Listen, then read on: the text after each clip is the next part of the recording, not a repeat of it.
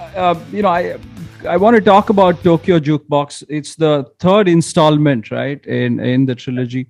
Can you just talk about the various iterations of Tokyo Jukebox and how we got to Volume 3? Yeah, well, it started innocently enough. There's a magazine in Japan called Nikkei Entertainment, and I guess it's like a people magazine. It's a very mainstream type of thing, but they were doing features on me quite a bit in like 2008, 2009. And so many readers wrote in and they kept saying they wanted me to do covers of Japanese songs. And then the staff at the magazine said, well, why don't we just put a poll in the magazine and see which songs they want you to cover. And then if you're interested in making an album, we can talk to the labels about that. And my label, Avex, was really into the idea. And I was excited. And so they did just that. And the readers listed up all of these songs. And it just happened to be a lot of the songs I really was going to do anyway, because I liked them anyway. So it just was a perfect choice of songs. And the first Tokyo Jukebox album was just an insane amount of arranging, because, you know, I love the songs, so there's really nothing to do to make them better. So you have to completely destroy them and find little bits of the essence of them that I can bring out and do something of my own with. And that's how the record came out. And Tokyo Jukebox 2 is kind of the same thing. It was like, you know, people were enjoying the first one. It did really well for me inside of Japan. And Tokyo Jukebox 2 got me to tour outside of Japan with it. And Tokyo Jukebox 3 has been the best received one of all three of them. But unfortunately, I haven't been able to tour outside of Japan with it because of everything. But I did get to tour Japan with the record, and I did a lot of really nice press. So, like, whenever it's safe to tour outside of Japan, I'm just going to take this record on the road to other countries, and hopefully India as well, because I loved playing there 2 years ago. But on the face of it, Marty, are these technically complicated or deep songs to play? The way that I've arranged them, they definitely are. The original versions vary. I mean, most of it is pretty much straight pop songs. But a straight pop song in Japan can have many, many nuances and many unique things that I could choose to leave in the song or change or bring out or not bring out. So there's a lot of decisions in the arranging process. But by the time the thing's done, it sounds like it's just another one of my solo records, really. So a lot of people around the world, not inside Japan, have never heard the originals. So they just think it's just my original music because it sounds like, you know, Inferno or Wall of Sound or anything that I would have put out. And eventually they might discover, like you did, they might discover Japanese music from it, and that's great. But a lot of people outside of Japan just don't care about the Japanese music, but they might be my fans, and they'll discover it. They'll discover new things through it. So it is quite complex and I think it'd be difficult for people outside of my little circle of band musicians and people I work with. I think it might be difficult to discern what it is I'm doing, but you know, it's not too bad. It's interesting because you know, it was one of the reasons why you did these songs. Is it also because you want to kind of take Japanese music to the West in a sense, or do you want to expose it to the mainstream? Yeah, definitely. You know, it's like showing your record collection to somebody. You know, you're obviously a big music fan, so you know the joy.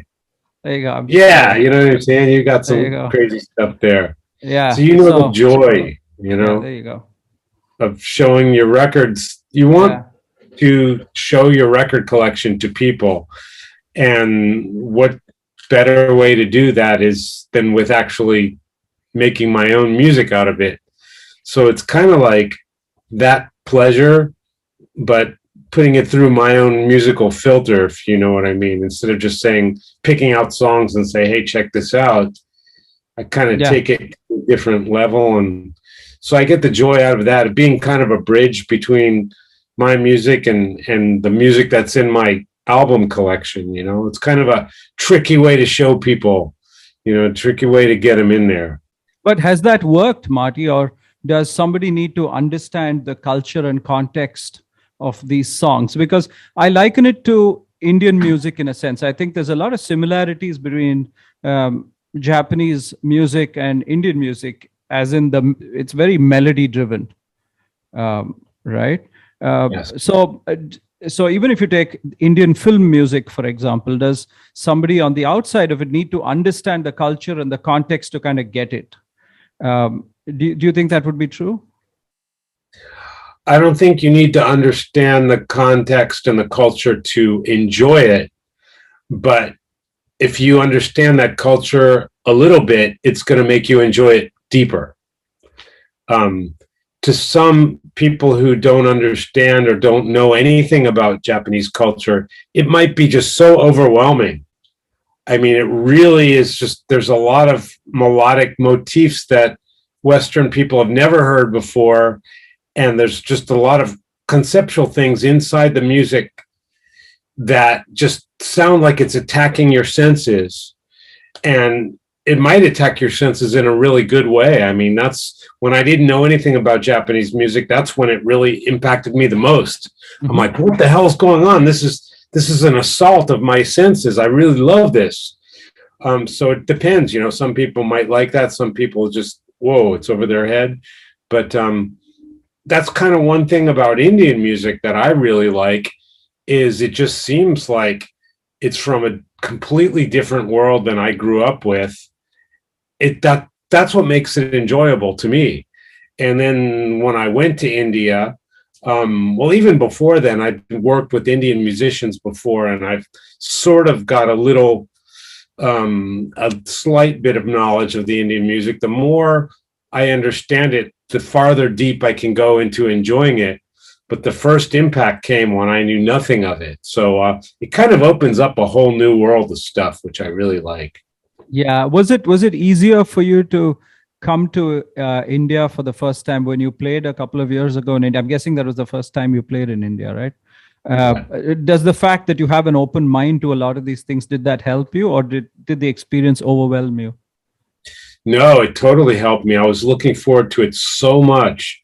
Just the chance to come to India is not very often. And I've had a couple offers before, and scheduling or whatever reason, it didn't happen. And this time it was finally set in stone what was going to happen. I was so excited, and it just completely met all my expectations. And I met so many wonderful people and wonderful musicians. Yogi from Pineapple Express, I assume you know who that is. He gave me his CD, and it just blew my mind completely. As soon as I got back to Japan, I got in touch with him. I'm like, dude, you're going to have to teach me some of this stuff because it's too insane.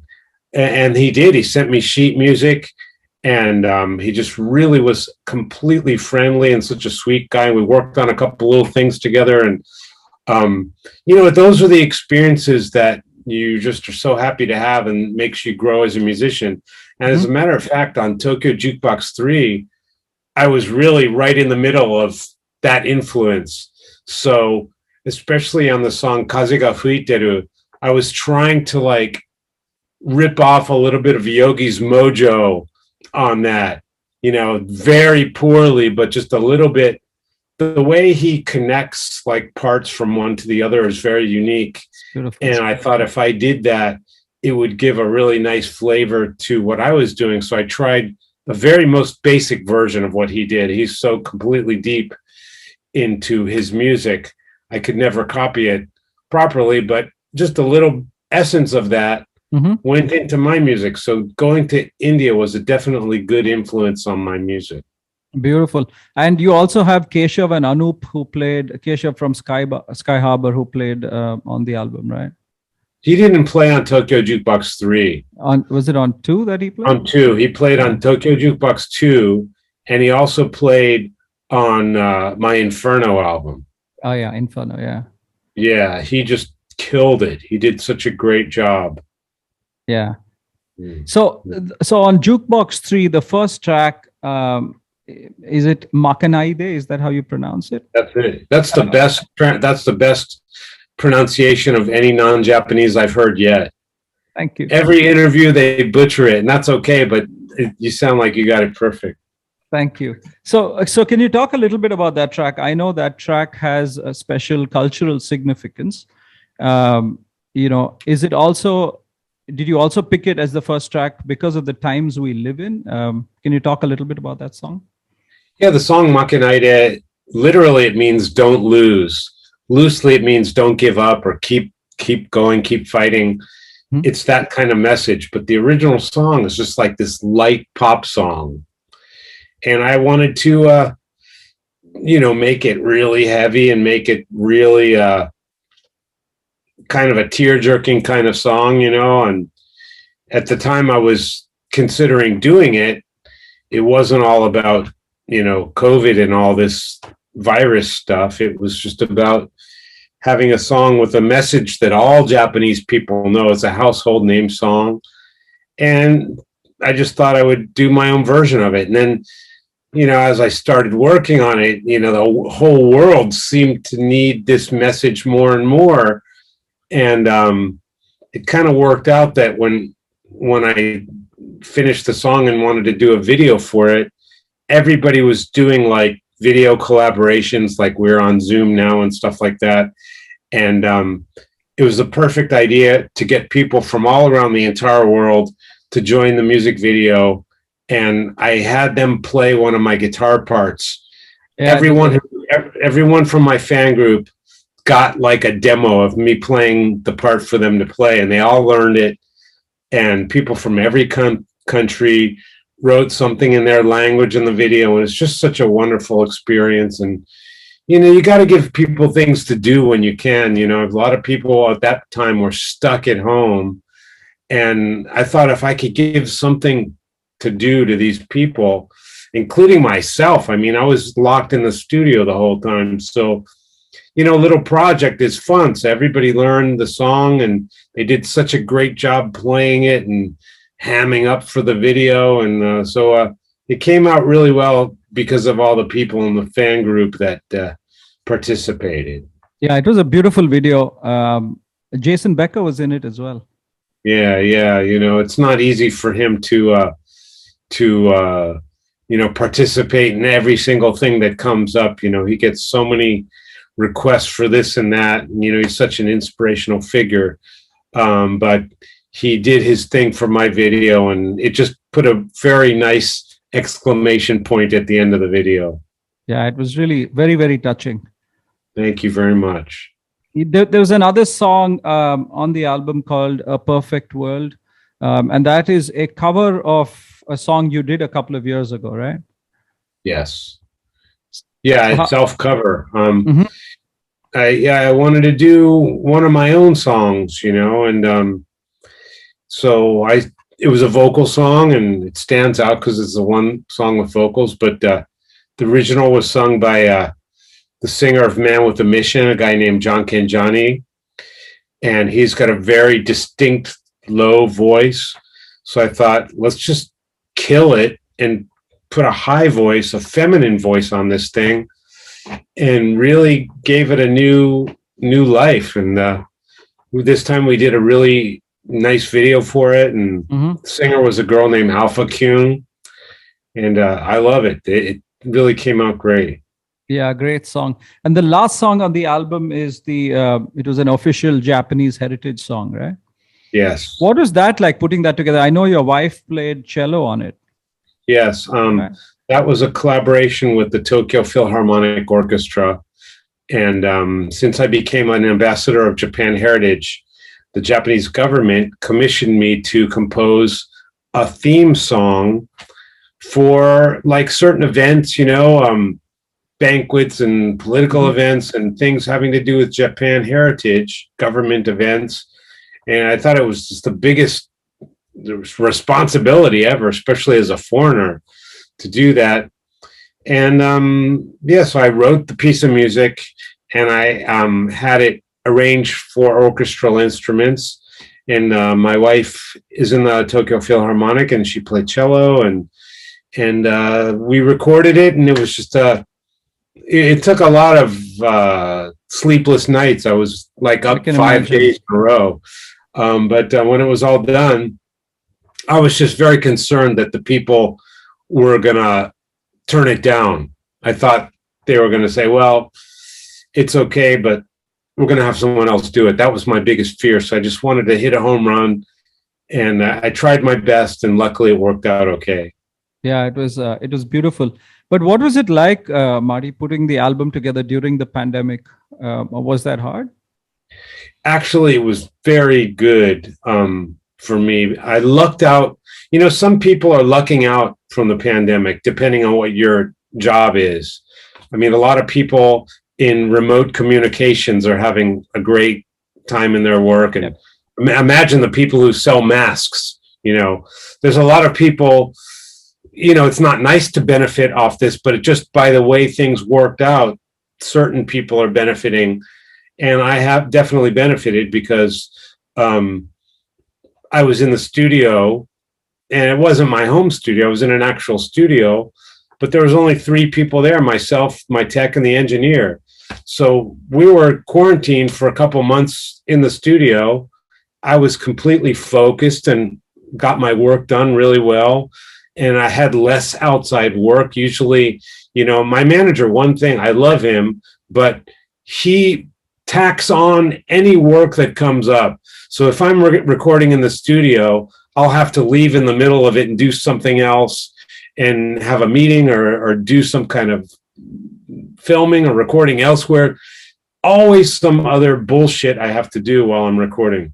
But this time, there was such little other work going on. I was just so focused, and I was like, this is the way to record.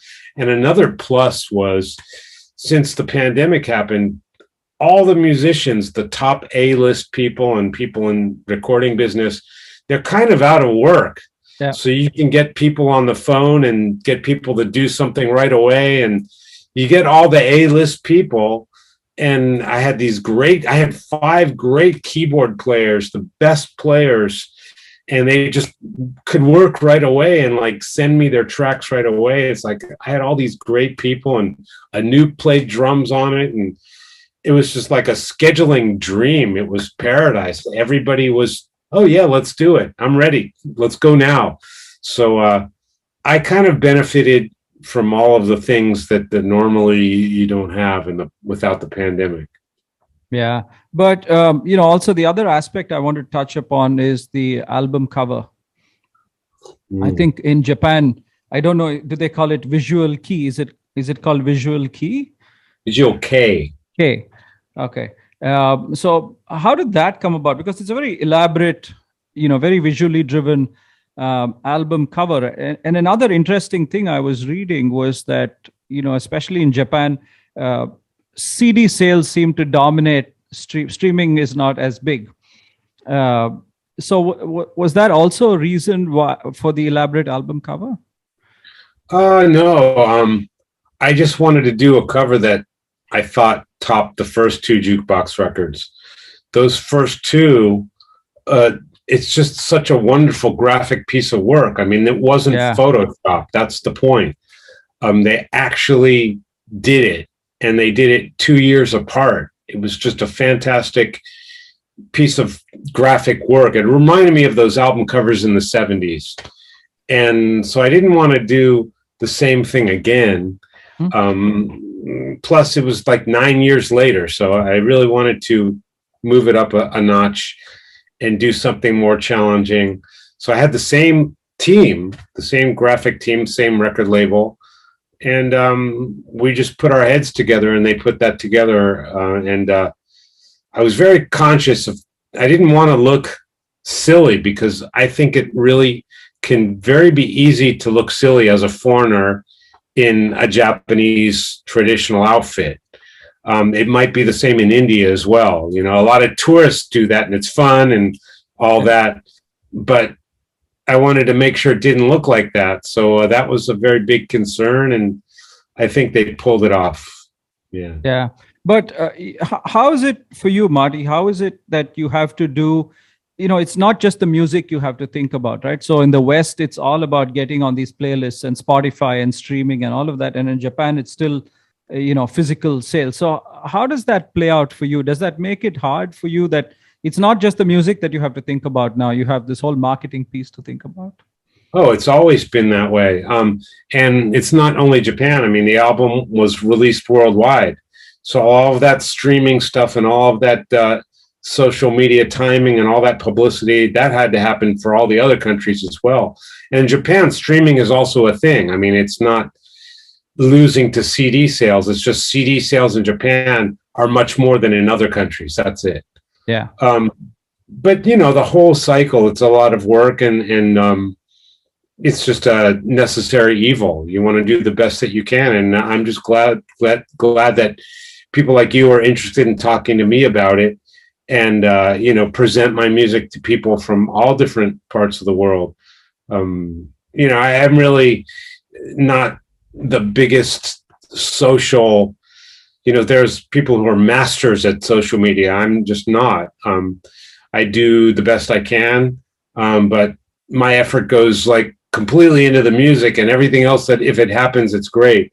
Mm-hmm. But the music, the recording of the music and the presentation, I mean, the album covers, I mean, I don't know how long, I mean, you hold up an album from like the past of my career. I've had a lot of really shitty album covers in you know, my teenage years and early 20s and stuff. So once I started to get good album covers, I believe it happened around Loudspeaker. Loudspeaker was my first really solid, good album cover. I loved it. And then once I started working with proper graphic designers with imagination and talent and vision and actually who listen to the fucking record, you know what I mean? And really can translate the music to a graphic idea. Then I started, my level of graphic awareness became much higher. And if you look at Loudspeaker and then you look at Inferno, those were masterpieces of work that the graphic designers did. And so I really got in tune with that. And so that's, I really, really care a lot about that now. When I was a kid, I didn't care at all, as you can see from the album covers. But now I'm very strict about that just as much as the music. And I think that shows, right? Because one, the album cover is absolutely fantastic, right? I can't wait to get a copy of the vinyl because of the album cover. And also, I think living in Japan, there's so much emphasis on, you know, just design and, you know, comics and all of that. So I think it makes a lot of sense. Yeah. Yeah. And believe it or not, I mean, my jacket's cool. But if you look at some of the work of the people who did my album cover is pales to what they do. I mean, they just go way outside there, way outside. But they nailed my image to what the album was perfectly. Yeah. So I think they did perfectly, but it's just it's a different level of imagination. I mean, that I've been very lucky to work with some super people on that. Yeah, no, I get that because, you know, I watched a YouTube, I think it was a concert of a band called Perfume. Yes. Perfume. Their live shows are something else. And just, I think it was a company called Rhizomatics that had done their live shows. The production was absolutely, I mean, it was like nothing I'd ever seen. Yeah. When I first saw Perfume, I thought this is the end of rock music because first of all, there's no band. Second of all, they lip sync everything.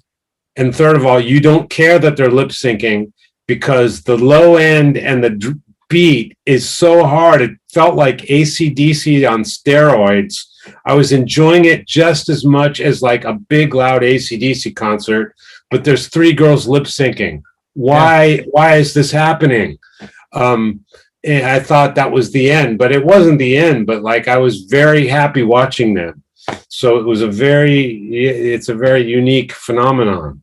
Yeah, it's amazing because in the early days, I remember listening to Loudness and Japan and all that. And when I saw Babymetal in Singapore, it's aggressive music, right? But lyrically, it's just very happy and poppy and all of, which is not stereotypically how metal is.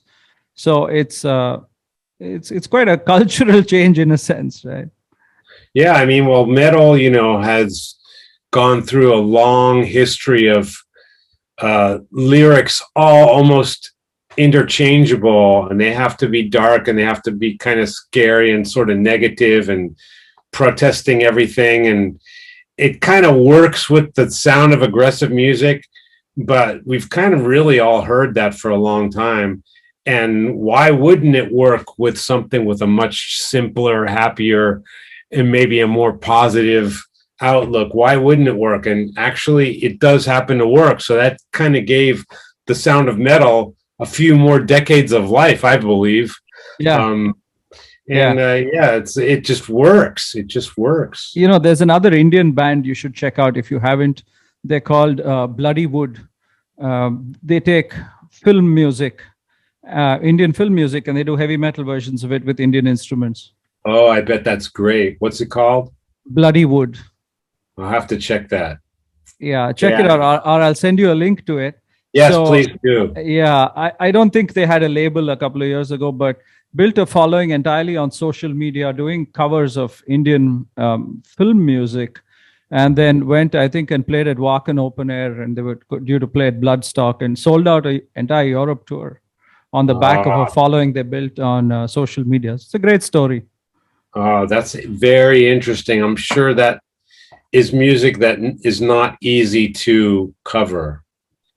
It's not, yeah. And I think, like I said, interestingly, I think a lot of people in the Western world seem to have related to the sound, maybe not to the lyrical content, but the music either just makes you feel happy or you can relate to it. So, and plus it's fresh. It's fresh. Yeah, exactly. Yeah. So it's like a new sound. And at some level, I feel like metal needed that, sound to kind of evolve. So it's quite fascinating to listen to it. But what is the music scene like in Japan, Marty? Are international artists big here in Japan as well? It's like this. It's like 80% of what people listen to is domestic Japanese artists. And the other 20% is everywhere else, which is kind of a strange percentage. Japan is very self-sufficient when it comes to music. But they are big artists that do the big festivals and they do tours of Japan. Yeah. But for the most part, Japanese music dominates here. And it's just a very, very healthy scene of music. There's no real genre rules. You could make your living playing pop and then do an album that's got a whole bunch of dark stuff on it, and your fans are not going to go away.